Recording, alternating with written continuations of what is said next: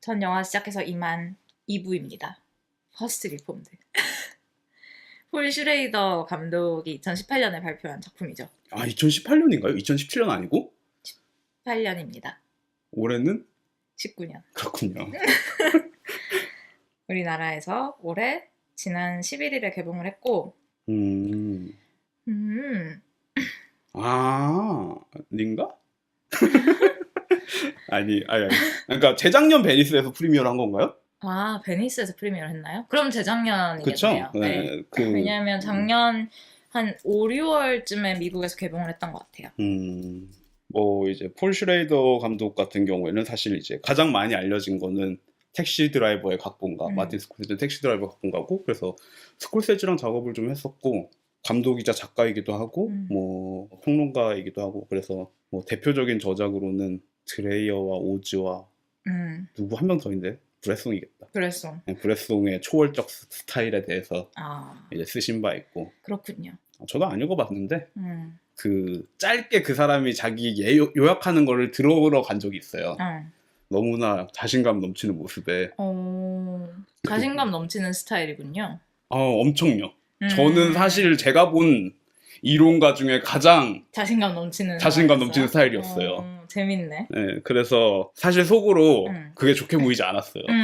제 성격을 좀 아시겠잖아요. 일단 그런 사기꾼이라고 생각하는 그렇게. 면이 좀 있거든요. 좀 의외네요. 그래서 사실은 저는 퍼스트 리폼드가 처음 개봉할 때 좀 삐딱하게 보러 간 면이 없지 않아 있었어요. 맞아요. 그때 저희 1부에서 잠깐 얘기하셨을 때 거기 약간 회의적인 의견을 주셨죠. 네네. 지금도 회의적인 면도 있고 그럼에도 불구하고 사실 뭐 10편의 영화, 100편의 영화 보면 100편의 영화에 다 회의적인 감상이 있고 그럼에도 불구하고 이게 좋은 영화인지 안 좋은 영화인지, 물론 뭐 좋은 영화냐 안 좋은 영화를 뭐 꼭 나눠야 되는 건 아니지만, 그렇다고 해서 판단을 또 안 하는 것도 이상한 일이라고 생각하거든요. 판단 안 하면 나중에 그냥 안 본 게 되는 것 같아요. 그것도 그렇고 다양성을 인정하고 받아들인다는 점에서 그냥 뭐 취향이죠라고 하고 넘어갈 때가 있는데, 다들 점점 기준이 없어지는 사회라는 생각도 들어가지고 상대주의의 그 슬리퍼리 슬로프를 따라 내려가다 보면 그래서 어쨌든 저는 그 형광모자의 느낌도 너무나 잘 알겠고, 왜냐면 퍼스트 리폼드 자체가 정말 그 에다노크 캐릭터가 찍었을 것 같은 영화잖아요. 굉장히 고민하고 고뇌하고 그죠. 물론 폴 슈레이더도 고민하고 고뇌하겠죠. 그렇게 자신만만하게 얘기하기까지 그 전까지 많이 고민했겠죠. 줄거리나 들어보죠. 네. 줄거리를 얘기해 드릴게요. 네. 알바니 카운티에서 가장 오래된 작은 교회 퍼스트 리폼드, 우리말로 하면 개혁교회 같은 건데 그 개혁교회는 맞는데 왜 퍼스트 리폼드가 개혁인지 좀 궁금하더라고요. 왜 퍼스트 리폼드가 개혁인지가 궁금하다고요? 그 무슨 말이죠? 그러니까 퍼스트 리폼드라는 뜻이 왜 우리말로 번역하면 개혁인 건지. 퍼스트는 그냥 붙인 이름인 것 같고 처음 그 지역에 처음 세워진 교회라서, 리폼드는 그냥 개혁파가 그러니까 세운 교회라서 형태를 개혁파 자체가 좀 리폼드라고 불리는 건가요? 그런 것 같아요. 리포미스트. 그러니까 리폼 어쨌든 재구성하는 거니까. 그렇죠. 개신교의 일종으로서 그냥 이름이 붙은 건 것 같아요. 거기를 지키면서 뭐 매일 일기를 쓰는 일종의 실험을 하고 있는 톨러 목사가 주인공이죠. 그 사람의 교회는 시내에 있는 좀 더 큰 교회, 풍성한 삶이라는 교회의 원조를 받아서 근근히 운영되고 있고, 그 젊은 청년부들은 그 교회를 기념품 가게라고 부를 정도로 약간은 이제 오래됐으니까 관광지 느낌으로 뭐 상징적인 장소가 돼버린 거죠. 그렇죠. 그 사람들이 모이는 곳은 이제 따로 있고 사실 따로 있는 건 마찬가지고 풍성한 삶 속에 모이고 있죠. 사람들은. 그런 거죠. 그렇죠. 어느 날 신도인 메리로부터 부탁을 받고 우울증을 겪고 있다는 그녀의 남편 마이클과 이야기를 나누게 됩니다.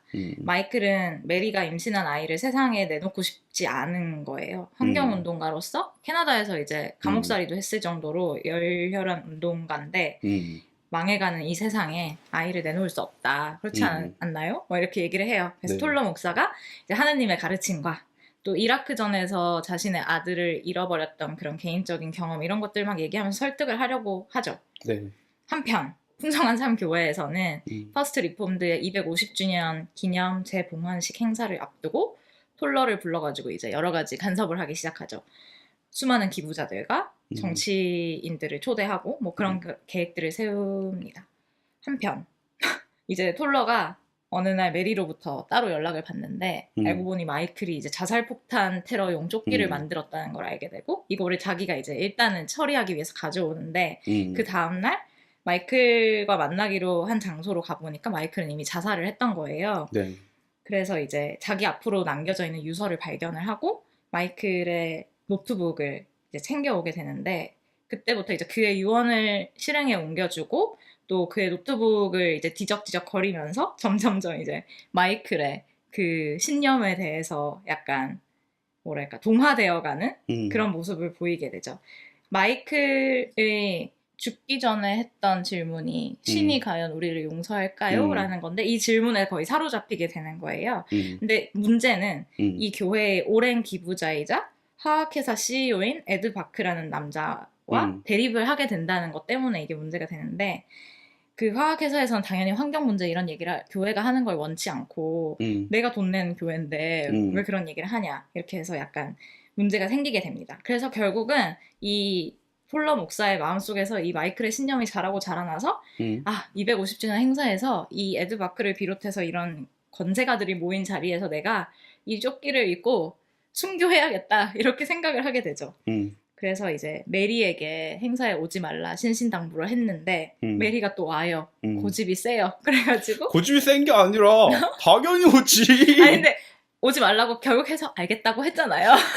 그건 뭐 네. 이 아저씨가 너무 순진한 거죠. 그래서 이제 입었던 조끼를 다시 황급히 벗고 막 괴로워하면서 이제 몸에 새 철사 그거 뭐라고 하죠? 그 새창살? 아닌데 뭐 가시나무를 가시나무는 아니지 어쨌든 뭐 네, 대충 그 가시를 휘감고 예수께서 피를 흘리고 네, 그렇죠. 썼던 이제 관처럼 술 대신에 그 세척 드레인 그죠 하수구 뚫어주는 네네 세척 그 액을 삼켜서 죽음을 선택하려는 순간에 메리가 이제 자신을 찾아오고 둘이 끌어안고 키스를 하며 영화가 끝이 납니다.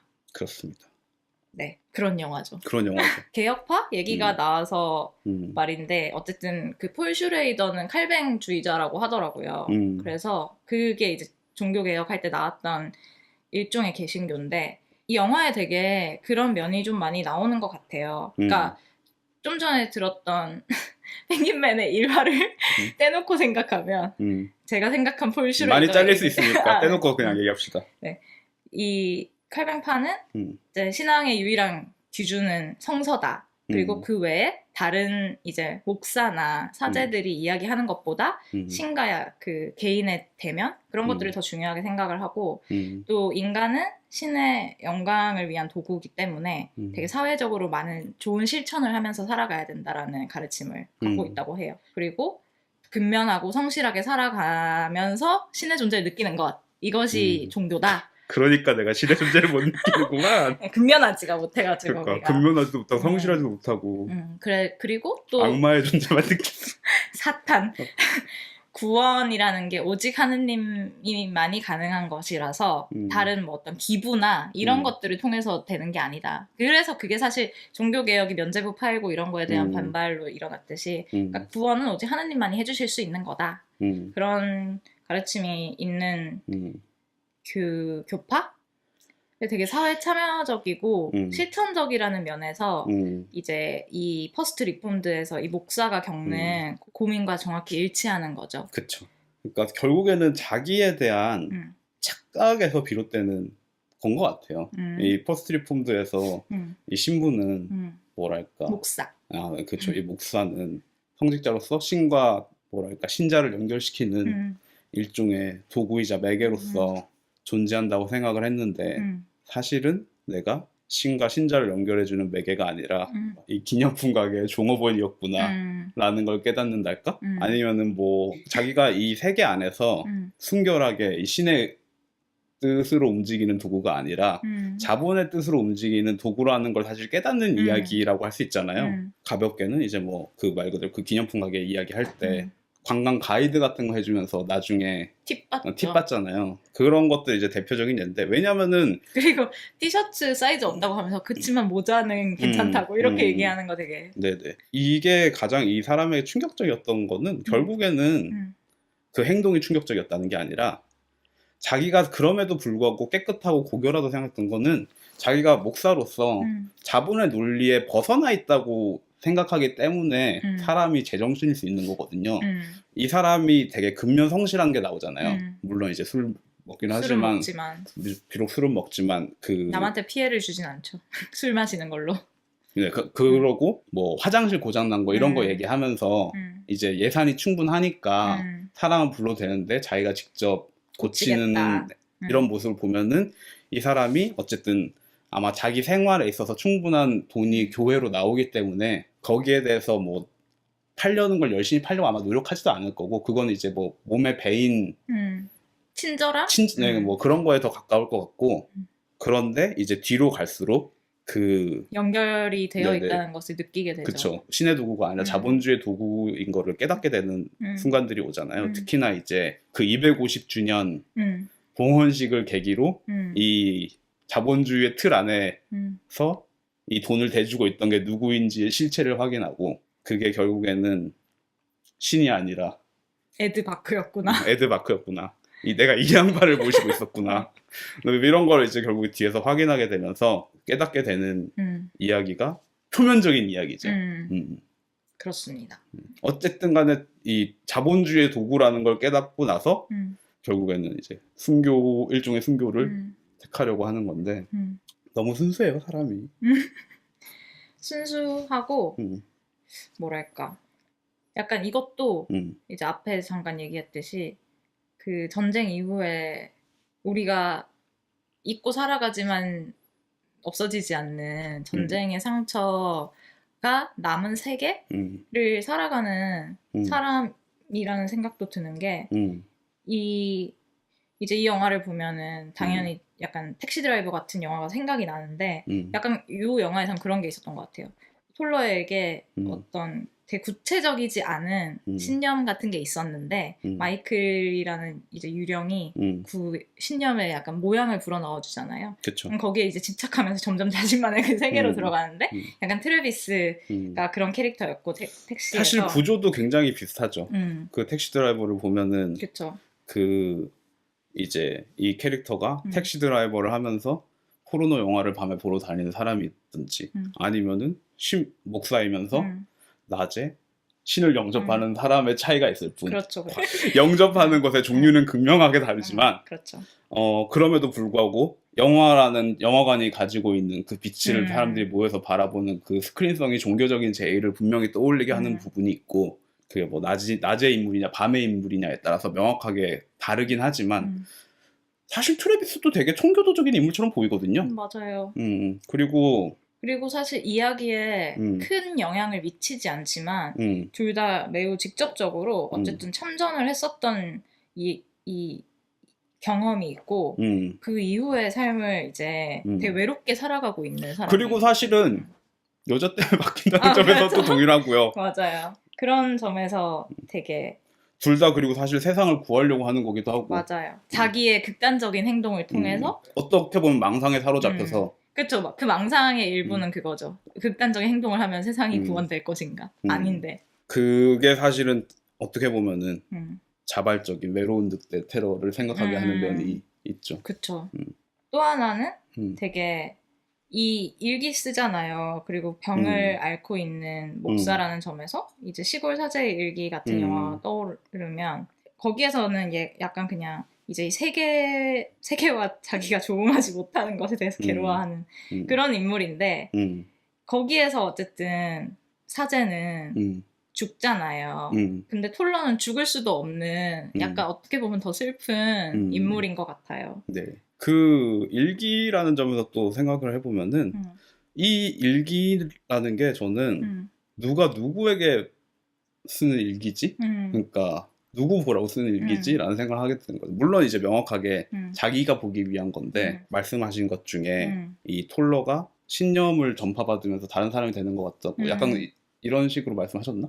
그 모양 실체가 없는 어떤 거에 모양이 부여되는 거죠. 그 마이클에 의해서 네네. 죽은 마이클에 의해서. 네. 그런 면에서 이게 이 일기가 읽히지 않을 일기라고 얘기하는데 그럼에도 불구하고 이제 자신이 그 일기를 열심히 읽고 있다는 것을 계속 이 영화가 지적하거든요. 쓰는 동시에 읽죠. 네네.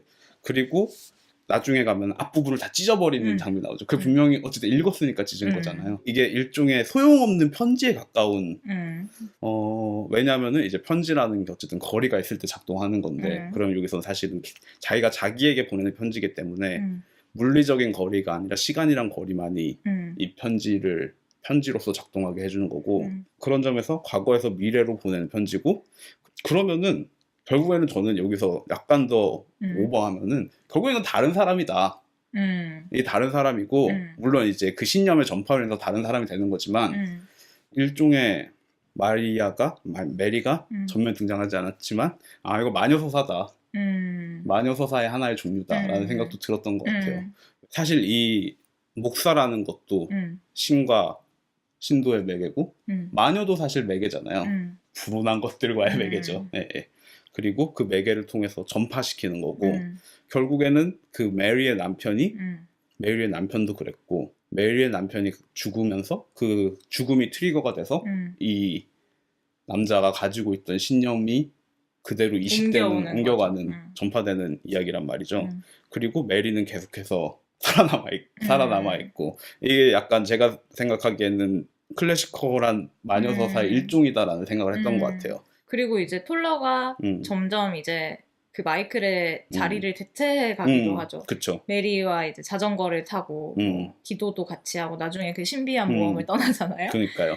그 점점 그와 동시에 마이클에게 사로잡혀가는 씌어가는 과정이고 그래서 사실 끝에 가서 엔딩에서 둘이 키스로 이어지는 것은 이 사람이 완전히 마이클을 대체한 상태이기 때문에 마치 메리가 마이클을 알아보고 달려가는 것처럼 느껴지기도 하고요. 그 기묘한 것들이 있죠. 그 아까 말씀하셨던 톨러 목사의 변화는 어쨌든 간에 그 대체하는 과정, 정확하게 대체하는 과정이거든요. 죽음이 트리거가 되고 방금 말씀하신 그 나르는 씬? 신비한 모험이라고 표현하셨는데 사실 섹스씬이고 그리고 이제 그 마지막에 엔딩 장면에서 이제 또 껴안고 온전히 확인하는 거잖아요. 사실 이 남자가 이제 투사가 되었구나. 이 남자가 이제 않으면은 얼마나 그 가시가 더 깊이 박히겠어요. 그냥 죽은 거라고 생각하는데 왜냐하면은 안 열리잖아요, 문이. 그 톨러 목사가 안 오니까 그 흑인 신부가 와서 문을 열는데 안 열리잖아요. 하지만 메리는 들어왔네요. 네네. 그러니까 사실은 그냥 죽는 장면을 그렇게 처리하는 건데 그게 그렇게 끊어지는 것도 뭐 약간 그런 연장선이라고 생각을 좀 하고요. 뭐 다른 얘기를 하자면 제가 아까 브람 스토커의 드라큘라 얘기를 잠깐 했는데 저는 뭐 사실 이 영화도 첫 컷부터 내가 또 브람 스토커의 드라큘라를 추천해야 되는 건가? 라는 생각이 들었죠. 네. 하지만 안 하려고 지금 말하는 겁니다. 네. 첫 번째로는 이 영화 퍼스트 리폼의 첫 컷이 멀리서 십자가가 중앙에 있고 교회가 있고 천천히 다가가는 거잖아요. 브람 스토커의 드라큘라의 첫 컷이 교회가 그냥 서 있는 거예요. 그 다음에 컷 되면은 이제 십자가가 중앙에 클로즈업 돼요.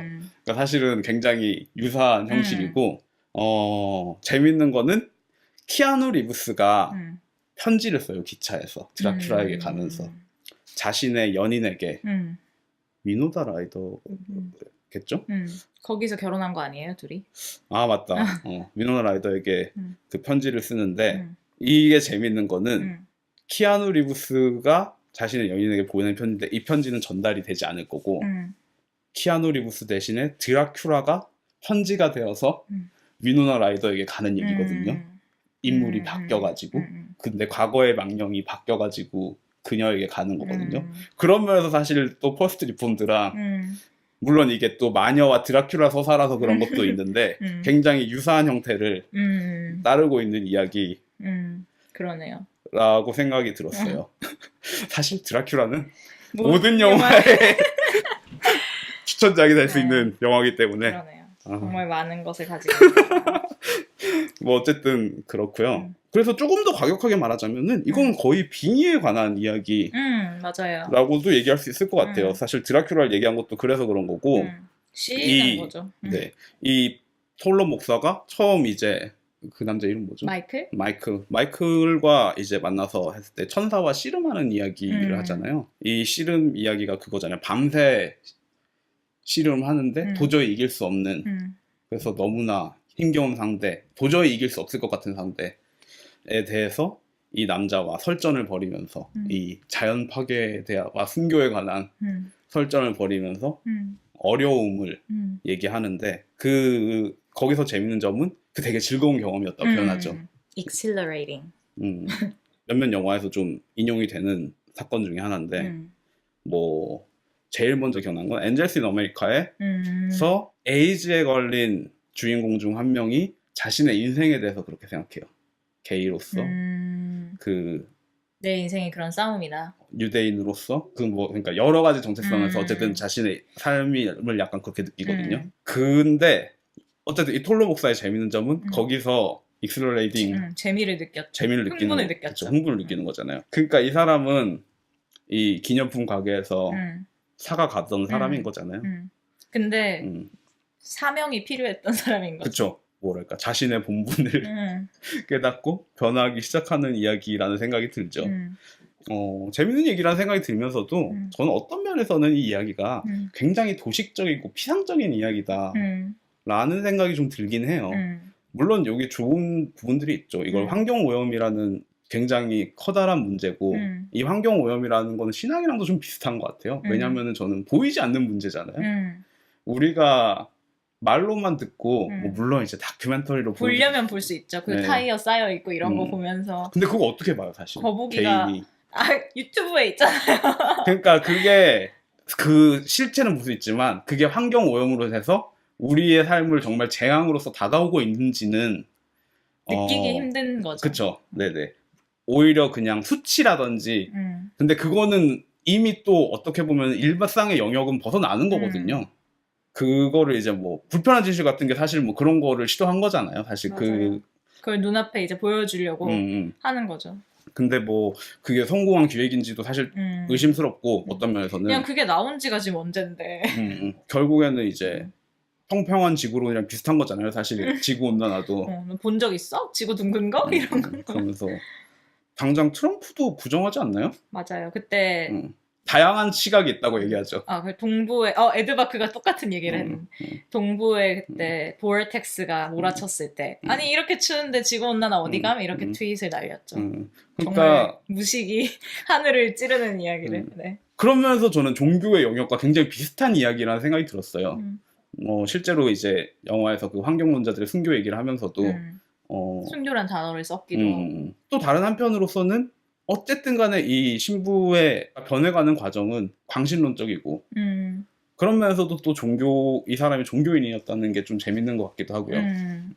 근데 또 재밌는 건 영화에서는 되게 기도의 여러 형태가 등장하는데 그러니까 아까 말씀하신 편지를 쓰는 것 같은 일기도 일종의 기도고 그게 이제 자기가 매주 설교를 하지만 그걸로 뭔가 충족되지 않기 때문에 이런 실험을 시작한 게 아니겠어요. 그리고 좀 더 근본적으로 더 진실해져 보고자 하는 그런 욕망으로 하는 건데 그게 되게 힘들잖아요. 사실 자기 마음을 솔직하게 쓴다. 이미 쓴다는 행위에서부터가. 그쵸. 그리고 나중에 이제 일기 찍기도 하고 막 엔딩 시퀀스 같은 경우는 이제 폭탄 테러를 하기 전에 무언가를 쓰는데 저희에게 보여주지도 않죠. 그런 걸 보면 기도가 약간 소용없는 것처럼 느껴지기도 해요. 이 영화에서. 그리고 젊은 그 청년부 서클 모임에서 보면은 기도가 마치 어떤 복을 가져다 줘야 하는 것처럼 생각하고 있는 사람들도 나오고 또 다른 형태로는 에스더라는 이제 찬송가 지휘자가 노래를 하는 것도 일종의 기도인데 그녀의 노래도 중간에 이제 갑작스럽게 중단되잖아요. 그리고 그녀의 욕망 같은 건 전혀 응답받지 못하죠. 그런 면에서 기도가 굉장히 무쓸모해진 상태에서 이 사람이 찾아낸 유일한 해답이 실천이었던 거잖아요. 근데 그 실천이라는 게 이제 극단적인 형태를 띠기 때문에 이 사람에게 비극으로 왔던 거지만 이 사람이 종교인인 것과 별개로 어쨌든 좀 고귀한 면이 있다고 한다면 다른 사람들이 이제 종교가 실천과 괴리되어 갈 때 자기가 그거를 다시 되살리기 위해서 사명감을 가지고 임했다는 점? 그런 건 것 같다는 생각이 들었어요. 네네. 말씀하신 것처럼 그런 면에서 이제 다양한 기도의 형태, 아예 그 대사로 나오죠. 내 기도의 형태는 다를 것이다라고.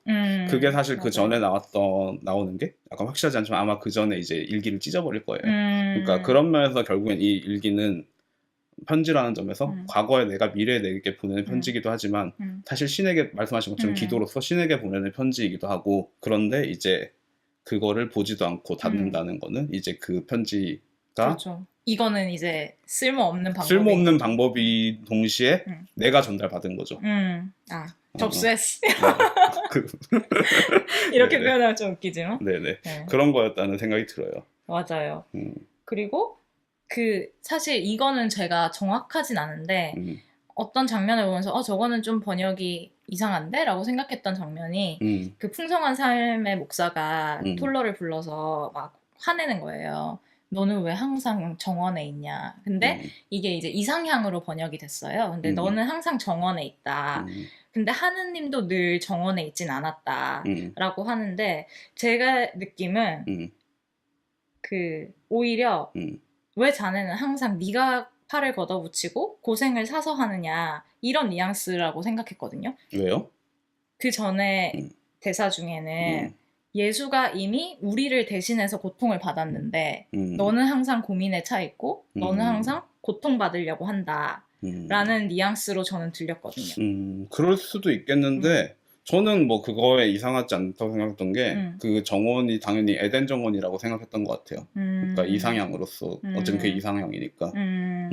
그래서 제가 좀 가든에 대해서 성경에 어떤 것들이 있을까 찾아봤을 때 그런 것도 있더라고요. 그러니까 예수가 마지막 만찬을 하고 잡혀가기 전에 그 슬픔과 고통을 온전히 겪어내는 시간을 보낸 곳이 정원이고 그 슬픔으로 인해서 땀이 피가 되어 흘렀다 막 그런 얘기가 있더라고요. 그래서 그게 약간 마지막에 장면하고도 좀 겹치는 게 아닐까라는 생각을 했던 것 같고, 저는 일단은 에덴의 뜻이 제일 강한 것 같고 근데 이제 그럼에도 불구하고 그게 다 못 담을 수는 있을 것 같아요. 왜냐면은 이상을 쫓는 행위 자체가 이 사람은 실천이라고 생각을 하는 건데 거기엔 이제 두 가지 의미가 다 들어갈 수 있는 것 같고 근데 여기서는 이제 이상이라고만 하면은 이 남자가 뭔가 실천하려고 하는 그러니까 환경을 지키려고 하고 그런 거의 맥락은 약간 빠지는 면이 생길 수는 있을 것 같네요. 근데 실천도 사실 여러 가지가 있지만 그런 얘기도 관용의 실천과 굉장히 멀어지고 있다라는 얘기도 하고 있는데 그게 되게 환경오염 같은 것은 사실 옛날부터 정말 서서히 계속해서 진행되고 있는 문제잖아요. 근데 이제 지금 미국 대통령은 그걸 정면으로 부정하는 사람이고 그런 리더를 선출한 우리들 이제 벌을 받고 있는 우리가 아니지만 난 아닌데? 우리는 아니지만 어쨌든 그걸 벌을 받고 있는 거고 하느님이 마치 이제 비를 내려서 이것들을 쓸어버려야겠다라고 생각하는 게 환경 파괴일 수도 있는 거고요. 그렇죠. 그리고 이제 이런 트럼프 시대에 만들어진 걸 되게 명백하게 하고 있는 영화이기 때문에 또 한편으로는 그런 장면도 인상적이었던 것 같아요. 그 목사가 요즘 젊은 애들은 다 극단적이야 라고 얘기를 하잖아요. 근데 그게 되게 재밌는 이야기인 것 같아요. 일단 그 청년부 아이들도 되게 별로 이렇게 바람직해 보이지 않게 그려지죠. 예를 들면 그런가요? 거기도 근데 제가 오역이라고 생각했던 부분이 하나 있는데 이것도 정확하지 않아요. 근데 거기에 보면은 그 톨러 목사가 그런 식으로 타이르죠. 종교적인 어떤 성취감은 부와 연결되진 않는데 사람들이 그런 걸 가끔씩 착각한다라고 했더니 그러면은 우리는 루저를 위한 종교인가요? 라고 하면서 뭐 학교에서 기도를 해라 뭐 어쩌고저쩌고 하는데 저는 그게 학교에서 기도를 못하게 하라고 해서 불만이라고 들었거든요. 왜냐면 학교에서 종교를 분리해야 되니까. 근데 그거에 대한 불만이었고 그 이후에 무슬림을 차별하면 안 된다 뭐 이런 얘기를 하면서 그거에 대해서도 약간 불만인 것처럼 얘기를 해서 되게 지금 미국 사회에 그런 그 억압된 분노 이런 것들이 드러나는 느낌이라고 생각을 했고 사실 미국은 어쨌든 개신교 국가고 하지만 정교 분리도 명확하죠. 헌법에. 하지만 대통령이 취임할 때 성경에 손을 올리고 해야 되죠. 그러니까. 도널드 트럼프가 자기 책에다가 하고 싶다고. 그러니까 그게 결국에는 네. 모순이 있고 그래서 사실은 아담 맥케이의 바이스에서 이거 해석하기 나름인 거다. 우리의 인식 속의 법이라는 게 굉장히 선명하고 절대적인 기준 같지만 사실 이게 정말로 해석하기 나름인 거고 해석하기 나름이니까 변호사를 사서 싸우는 거고 맞아요. 이 세상이 절대적인 기준으로 되어 있지 않기 때문에 결국에는 그 노력들이 다 필요한 건데 그랬을 때 그걸 받아들이는 사람이 어떻게 되는가 생각하면 톨로처럼 되거나 형광부자처럼 된다 뭐 이렇게 얘기할 수 있지 않나. 그런가요? 그렇게 무기력하고 그렇죠. 그러니까 뭐 그거는 농담인데 무기력하거나 맞아요. 극단주의자가 되는 맞아요. 게 아닐까 그런 생각이 들게 되는 것 같아요. 왜 이 얘기 왜 하고 있는 거지? 내가? 이거 영화랑 어쨌든 무슨 상관이 있지? 제가 재밌었다고 생각한 게 어. 이제 그런 되게 권력이나 자본주의적 성공과 종교를 약간 동일시하고 싶어하는 모습이 청년부에도 보이고 사실 이미 동일시하고 있는 게 그 기성 목사인데 그 사람이 요즘 애들 너무 극단적인 하는 것도 좀 재밌고 실제로도 어쨌든 그들은 이제 뭔가 간단하고 명료하고 따를 수 있는 걸 원한다, 고민하고 싶어하지 않는다 그런 얘기를 하는 것도 좀 재밌었던 것 같고 네. 그렇네요. 네. 그리고 사실 자본주의적인 어떤 멸망의 코스를 걸어가고 있는 게 사실 환경 파괴의 원인인 거잖아요. 왜냐면 대기업들은 자기네 이익을 늘리고 싶고 그런 과정에서 환경이 좀 파괴되는 것쯤은 아무렇지 않게 생각하고 그런 것들이 택시 드라이버도 떠올리기도 하는 게 거기에선 그런 얘기는 하지 않았지만 택시 드라이버가 도시를 이제 돌아다니면서 이 부패해가는 세계 이렇게 느낀 거잖아요. 근데 그때 이제 이 부패한 세계라는 게 어쩌면 이 신자유주의의 초기의 징후? 그러니까 신자유주의가 발발하고 그런 아주 초기적인 징후? 계급의 분열과 도시에서 특히 그런 것들이 극단적으로 나타나고 그런 것들이 이제 점점점 돼서 전 세계적인 재난으로 2019년에 왔구나 그런 생각도 좀 들었어요. 그렇죠. 그 재난의 피해자로서 사실 지금 이제 가장 크게 고통받고 있는 곳이 중국과 한국 아니겠습니까? 미세먼지로. 맞아요. 전 세계에서 이 신자유주의가 뭐 중국의 그 수많은 공장을 지어놓고 이게 뭐 사실 중국 탓할 것도 아니거든요. 왜냐면 다 중국에 세우는 이유가 뭐겠어요? 다 중국 회사는 아니잖아요. 그쵸. 얼마 전에 인터넷 하다가 그런 얘기 있는 거예요.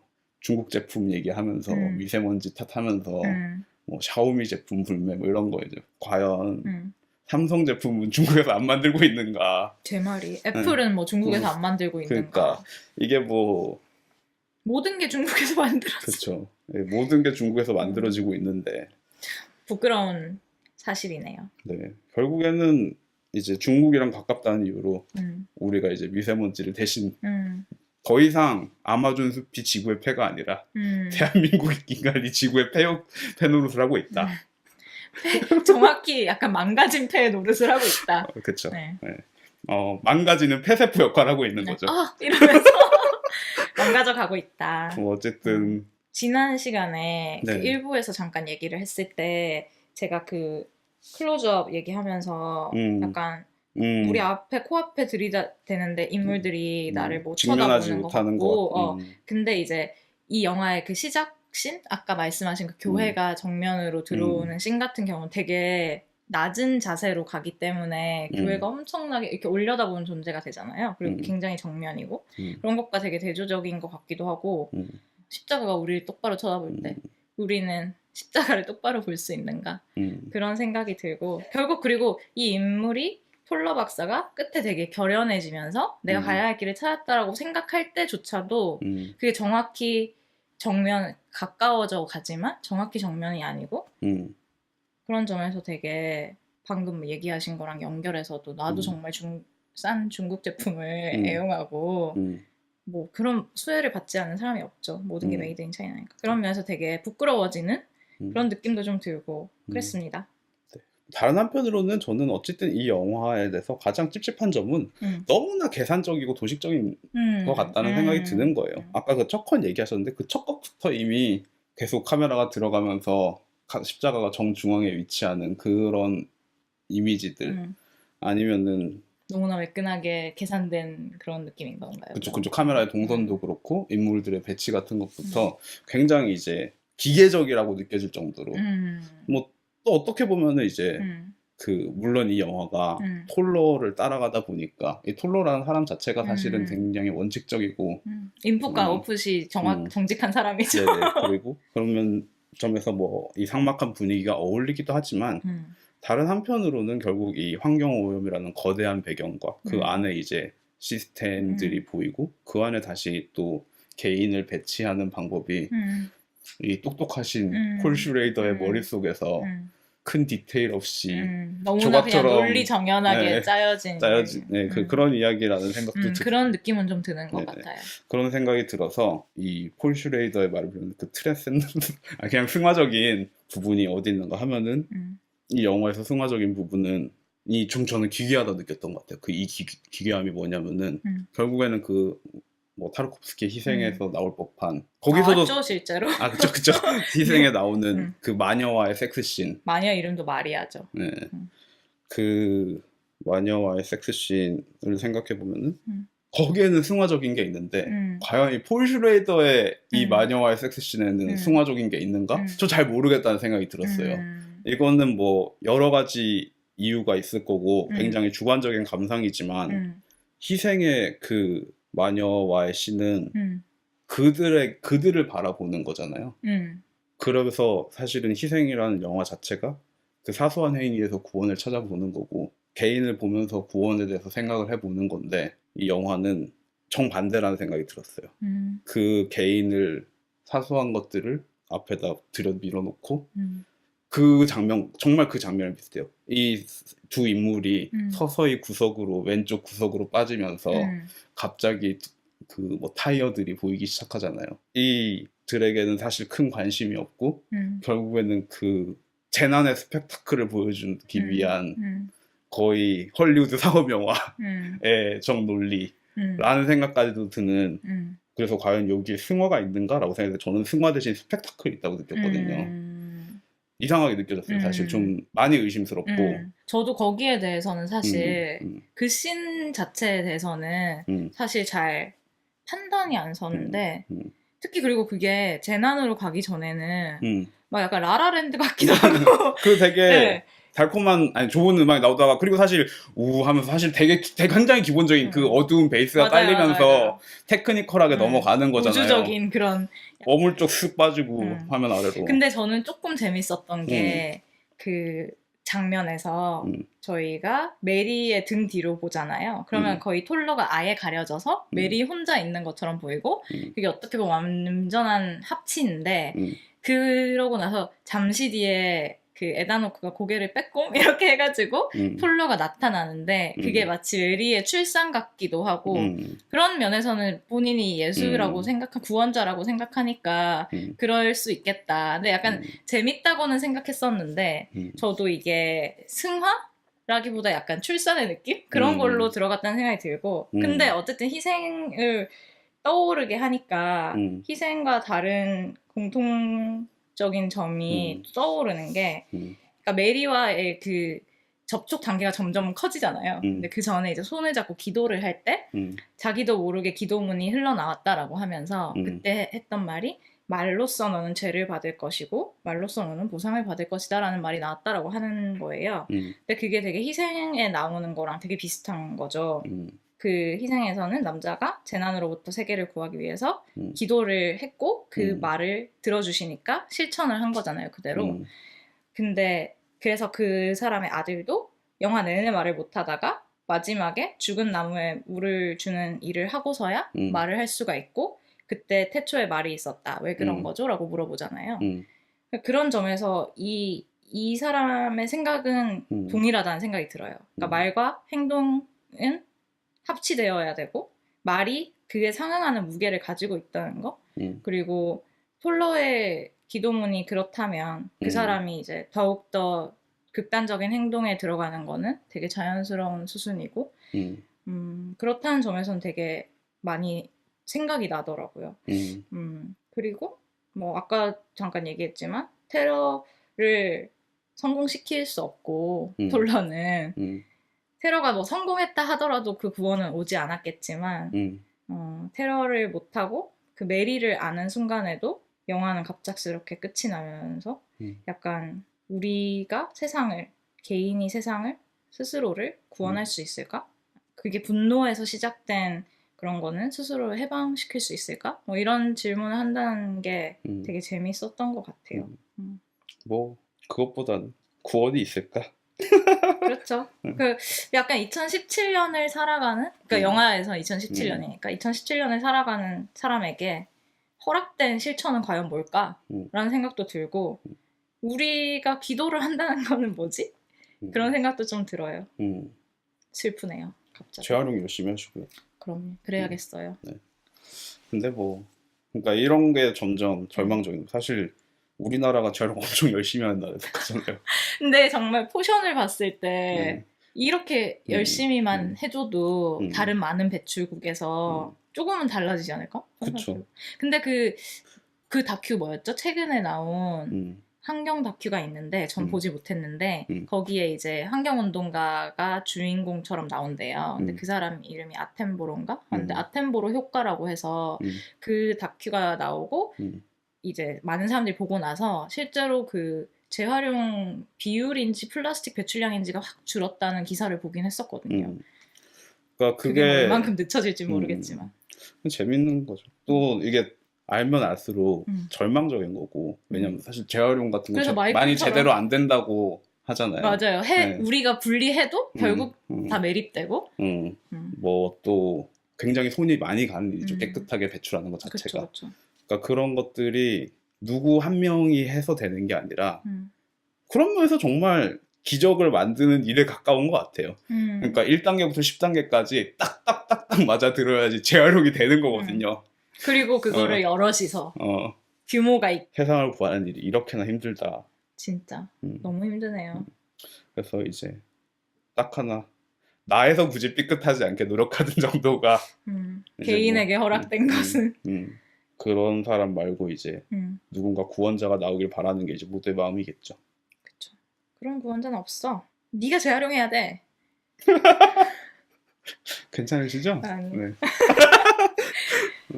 뭐 어쨌든 갑자기 되게 뜬금없이 재활용 얘기를 하고 있는데 그리고 근데 이 영화 되게 재밌는 유머도 좀 많은 것 같다는 생각을 했던 게 그 퍼스트 리폼드의 관광 온 가족 중에 아빠가 오르간 보면서 그 교회 찬송가 지휘자랑 목사가 뭐 그렇고 그렇다는 소문 들으신 적 있으세요? 했는데 에다노크가 되게 정색하고 아니요라고 했는데 바로 다음 장면이 그 찬송가 지휘자가 처음 등장하는 씬이고 그쵸.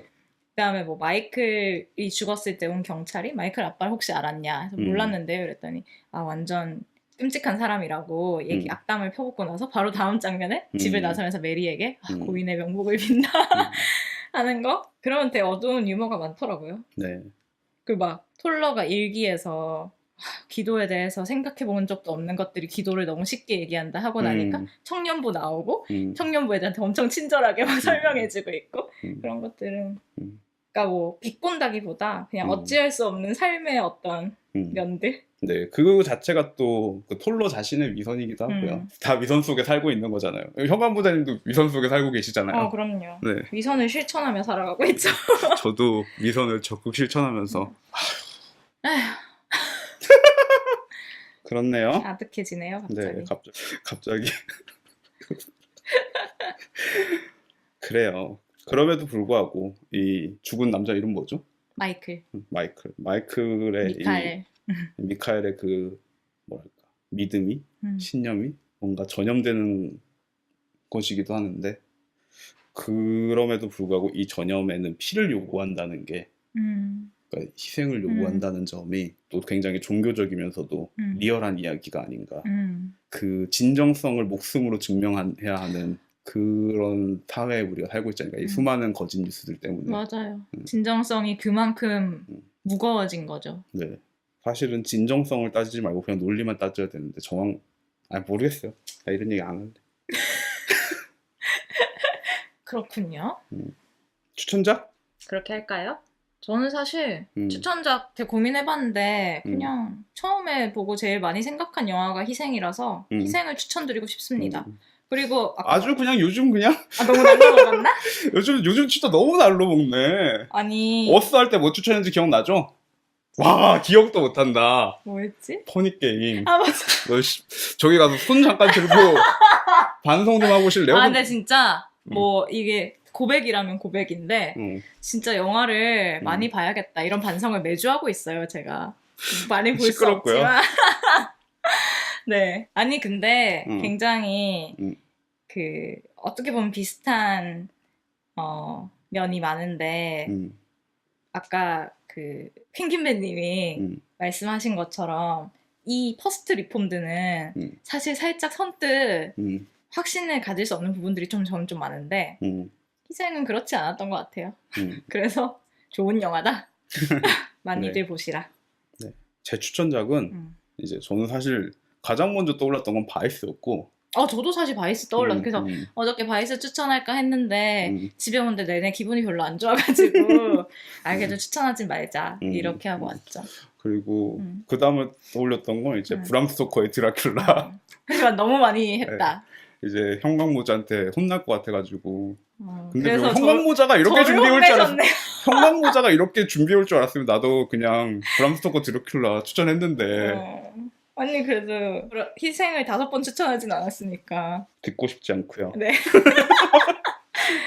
제 추천작은 그 사실 저도 고른 건 아니고 결국엔 그냥 퍼스널 쇼퍼를 추천하기로 했습니다. 올리비아 아사야스의 퍼스널 쇼퍼. 일단은 우리가 중간에 이제 뭐 빙의에 관해서 이 영화의 빙의적인 면에 관해서 이제 얘기를 했던 것 같은데 아니면 매개적인 면에 관해서 얘기를 했던 것 같은데 그런 면에서 이제 퍼스널 쇼퍼가 생각났던 것 같아요. 어쨌든 퍼스널 쇼퍼에서 크리스틴 이거 발음이 어렵구나. 크리스틴 스튜어트 캐릭터 그 이름 뭐죠? 몰리였나? 맞는 것 같다.